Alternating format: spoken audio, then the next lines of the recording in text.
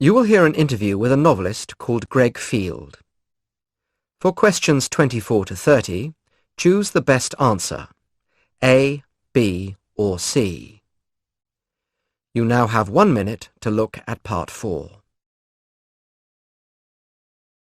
My guest today is the novelist Greg Field. Greg, you started writing quite young. Were you into books and reading as a kid? Well, funnily enough, my parents were always on at me to read. They couldn't understand why I didn't like it much.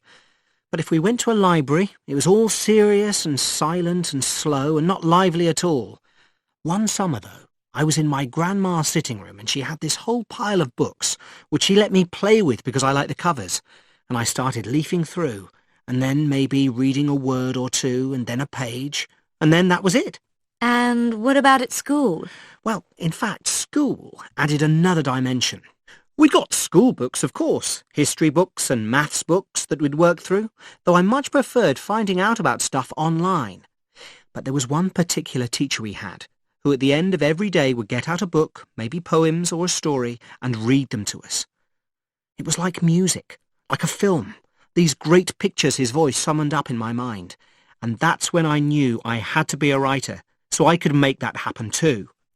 So, how did it feel when you eventually achieved that? Well, I was so scared when I was writing my first novel. Scared that nobody would read it, that I'd never finish it, or I'd lose it, or that the publisher would change her mind, etc., etc. I can't tell you what a relief it was to see it on the shelves in a bookshop. Then the next one was, by comparison, a bit of a disappointment. The reviews were pretty bad and it never sold as well. But these days I just have this nice, calm feeling about the whole business. Tell us about where and how you write. I write in a small room at the top of my house. There's no sound, no music, no traffic, and that's what I need to get a sense that my words are filling something.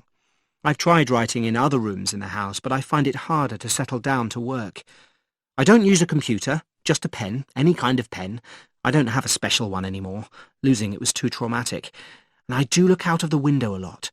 And I drink cup after cup of tea. And yes, it's a special cup. So, tell us about your next novel. Next is a book for teenagers. At least, I hope they'll like it. I never tried writing one before. It's set about 100 years ago.